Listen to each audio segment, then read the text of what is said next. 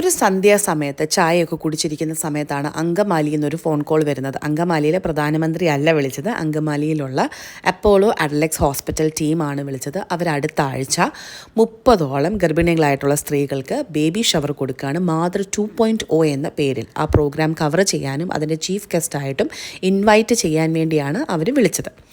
അങ്ങനെ കോട്ടയത്തു നിന്ന് അങ്കമാലി വരെ പോകണം എന്നുള്ളത് കൊണ്ട് തന്നെ ഞങ്ങൾ വളരെയധികം നേരത്തെയാണ് ഇറങ്ങിയത്. എന്തായാലും അവിടെ ചെന്നപ്പോഴത്തേക്കും 3 മണിക്കൂർ സമയം ഇനിയും ബാക്കിയുണ്ട്.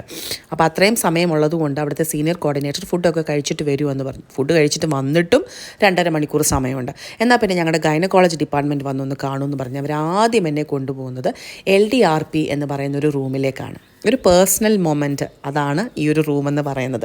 എല്ലാ ഭാര്യമാരുടെയും ഒരു ആഗ്രഹമാണ് അവരുടെ പ്രസവ സമയത്ത് അവരുടെ ഭർത്താവ് കൂടെ ഉണ്ടായിരിക്കണം എന്നുള്ളത്. അപ്പോൾ ഒരു നോർമൽ ഡെലിവറി ആണെന്നുണ്ടെങ്കിൽ ഈ റൂമിലാണ് അവർ അഡ്മിറ്റ് ചെയ്യുന്നത്.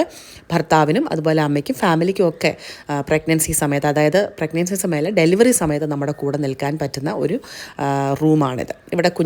ഇവിടെയാണ് കുഞ്ഞിനെ കിടത്തുന്നതും.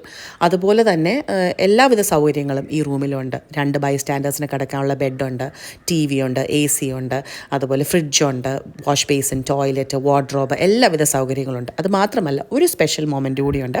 അമ്മയും കുഞ്ഞിനെയും തമ്മിൽ ബന്ധിപ്പിക്കുന്ന പുക്കിൾക്കൊടി അച്ഛന് അല്ലെങ്കിൽ ഭർത്താവിന് കട്ട് ചെയ്യാനുള്ളൊരു അവസരം കൂടി, അല്ലെങ്കിൽ ഒരു അസുലഭ നിമിഷം എന്ന് വേണമെങ്കിൽ പറയാം, അതും കൂടി ഇവിടെ ഉണ്ട് എന്നുള്ളതാണ്. അപ്പോൾ ഈ ഒരു റൂം ഭയങ്കര രസകരമായൊരു റൂമാണ്. ഞാൻ മുമ്പേ പറഞ്ഞല്ലോ, വലിയ വാർഡ്രോബാണെന്ന്, ഇഷ്ടം പോലെ തുണികൾ വെക്കാനുള്ള വാർഡ്രോബും അതുപോലെ ഒരു നല്ല വാഷ്റൂം അല്ലെങ്കിൽ ഒരു ടോയ്ലറ്റ് കൂടി ഇതിൻ്റെ സൈഡിൽ തന്നെയുണ്ട്. എല്ലാവിധ സൗകര്യങ്ങളുമുള്ള ഒരു റൂമാണ്. നമ്മൾ നേരത്തെ ബുക്ക് ചെയ്യണം, അല്ലെങ്കിൽ അതിനനുസരിച്ച് അത് നമ്മൾ വിളിച്ച് പറയുന്നതിനനുസരിച്ച് അവർ നമുക്കത് അവൈലബിൾ ആക്കി തരും. ഇനിയും ഇതല്ലാതെ നോർമലായിട്ട് നമുക്കവിടെ ഡെലിവറിക്ക് വരുന്ന വ്യക്തികൾക്ക് ഫേസ് 1 എന്ന് പറയുന്ന ഈ റൂമിലേക്കാണ് അവർ ആദ്യം ഷിഫ്റ്റ് ചെയ്യുന്നത്. ഇവിടെ നിന്നാണ് പിന്നീട് അവരെ ഡെലിവറി അല്ലെങ്കിൽ ലേബർ റൂമിലേക്ക് കൊണ്ടുപോകുന്നത്. അപ്പം ഇവിടെ ഓൾറെഡി ടെർമിനൽ ക്ലീനിങ് അല്ലെങ്കിൽ ഡീപ്പ് ക്ലീനിങ് നടക്കുന്നത് കൊണ്ടാണ് കേർട്ടൻസ് എല്ലാം ഊരിയിരിക്കുന്നത്. അങ്ങനെ ഒരു ടൈമിലാണ് നമ്മളവിടെ ചെന്നത്. ബിക്കോസ് ഒത്തിരി ആളുള്ള സമയത്ത് ചെന്ന് കഴിഞ്ഞാൽ അത് ചിലപ്പോൾ അവർക്കും ഒരു ബുദ്ധിമുട്ടാകും. അങ്ങനെ ഇതാണ് നമ്മുടെ ലേബർ റൂം എന്ന് പറയുന്നത്. ഇതാണ് ഫേസ് 2. ഇതിലേക്കാണ് പേഷ്യൻസിനെ കൊണ്ടുവരുന്നത്, അല്ലെങ്കിൽ പ്രഗ്നൻറ്റ് ലേഡീസിനെ കൊണ്ടുവരുന്നത്. ഇതിൻ്റെ തൊട്ടപ്പുറത്ത് തന്നെ ഇപ്പോൾ സിസേറിയൻ നടക്കണം എന്നുണ്ടെങ്കിൽ ഓപ്പറേഷൻ തിയേറ്ററും അതിൻ്റെ അപ്പുറത്തെ വശത്ത് NICU ഉണ്ട്. അപ്പോൾ എല്ലാവിധ സൗകര്യങ്ങളും വളരെ അടുത്ത് തന്നെ അവൈലബിൾ ആണ്. അങ്ങനെ വർത്തമാനം പറഞ്ഞ് നിൽക്കുമ്പോഴാണ് നമ്മൾ ഡോക്ടർ എലിസബത്തിനെ കാണുന്നത്. വളരെ വൈബ്രൻ്റ് ആയിട്ടുള്ള കളേഴ്സിലൊക്കെ ഒരു സാരിയൊക്കെ എടുത്ത് വളരെ ഹാപ്പി ആയിട്ടുള്ളൊരു ഡോക്ടറാണ്. അപ്പോൾ ഡോക്ടർ എന്നോട് പറഞ്ഞു, ഒരു കാര്യം ചെയ്യും, എൻ്റെ റൂമും കൂടെ ഒന്ന് വന്ന് കാണുമെന്ന് പറഞ്ഞു. അപ്പം റൂം തുറക്കുന്ന സമയത്ത് ഞങ്ങൾ കുട്ടികൾക്ക് വേണ്ടിയുള്ള പ്ലേ ഏരിയ കൂടെ കണ്ടു. ഗൈനക്കോളജി ഡിപ്പാർട്ട്മെൻറ്റിലെ പേഷ്യൻസ് വരുമ്പം ഡെലിവറി ചെയ്യാൻ ഓരോ കാര്യങ്ങളൊക്കെ ചോദിക്കാൻ വേണ്ടി വരുന്ന സമയത്ത് കൂടെ കുഞ്ഞുങ്ങളുണ്ടെങ്കിൽ അവർക്ക് വേണ്ടിയാണ് ഈ പ്ലേ ഏരിയ. അപ്പോൾ മാമിൻ്റെ റൂം എന്ന് പറയുന്നത് ഭയങ്കര ക്യൂട്ട് സ്റ്റിക്കേഴ്സൊക്കെയുള്ള ഒരു റൂമായിരുന്നു.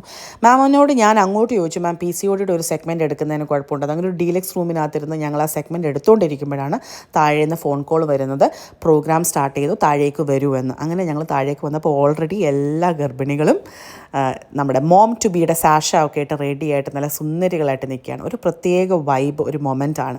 അവരുടെ മുഖത്തെല്ലാം ഭയങ്കര പ്രതീക്ഷയും ഹാപ്പിനെസ്സും ഒക്കെയാണ്. ഇതിൽ ഒരുപാട് കഥകൾ പറയാനുള്ളവരുണ്ട്. ഓരോരുത്തരുടെയും കഥകൾ അവർ സ്റ്റേജിൽ വന്ന് പല രീതിയിൽ അവരതിനെ എനാക്ട് ചെയ്ത് കാണിക്കും.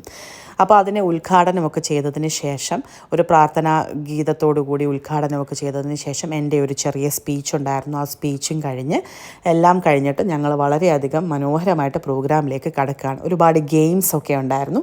അതുപോലെ തന്നെ ചില പ്രഗ്നൻറ്റ് ലേഡീസ് ഡാൻസ് കളിച്ചു.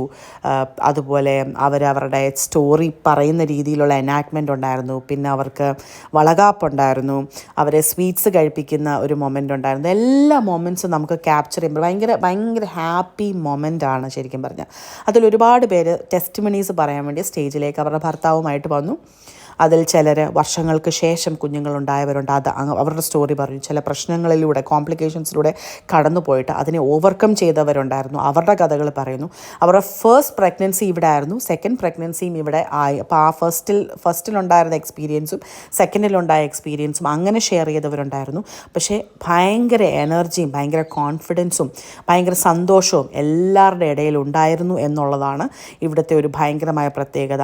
ഈ ഒരു മൊമെൻറ്റിൽ ഇവരുടെ കൂടെ നിൽക്കാൻ പറ്റിയത് ഒരു ഭയങ്കര ഫീലിംഗ് ആണ്. എനിക്ക് മറക്കാൻ പറ്റാത്തൊരു പോസിറ്റീവ് വൈബാണ്. അവരുടെ കൂടെ നിന്നൊരു ഫോട്ടോ എടുക്കാനും അവരുടെ കൂടെ നിന്നൊരു വീഡിയോ എടുക്കാനും ഒക്കെ പറ്റിയത് ഭയങ്കര സന്തോഷമുള്ളൊരു കാര്യമായിരുന്നു. അതോടുകൂടി തന്നെ നമ്മുടെ പ്രോഗ്രാംസ് എല്ലാം കഴിഞ്ഞ് ഫുഡൊക്കെ കഴിച്ച് എല്ലാവരും സന്തോഷത്തോടെ പിരിഞ്ഞു. അപ്പം എന്നെ സംബന്ധിച്ചിടത്തോളം ഇത്രയും ബ്യൂട്ടിഫുൾ ആയിട്ടുള്ളൊരു മൊമെൻറ്റ്, 30 ഗർഭിണികളുടെ കൂടെ നിന്ന് ഒരു വീഡിയോ എടുക്കാനും ഒരു ഫോട്ടോ എടുക്കാനും അവരുടെ കൂടെ ടൈം സ്പെൻഡ് ചെയ്യാനും അവരുടെ കഥകൾ കേൾക്കാനും പറ്റിയ എൻ്റെ മൊമെൻറ്റ് എനിക്ക് ഭയങ്കര പ്രഷ്യസ് ആയിട്ട് തോന്നി. ഇത്രയും ഒരു നല്ല മൊമെൻറ്റ് എനിക്ക് തന്ന, പ്രത്യേകിച്ച് എന്നെ ഇൻവൈറ്റ് ചെയ്ത ഈ അഡലക്സ്, നമ്മുടെ അപ്പോളോ അഡലക്സ് ഹോസ്പിറ്റൽ ടീമിനോടും ഗൈനക്കോളജി ഡിപ്പാർട്ട്മെൻറ്റിനോടുള്ള പ്രത്യേക നന്ദി ഞാൻ ഈ വീഡിയോയിൽ അറിയിക്കുന്നു. Thank you so much for inviting me to this special moment.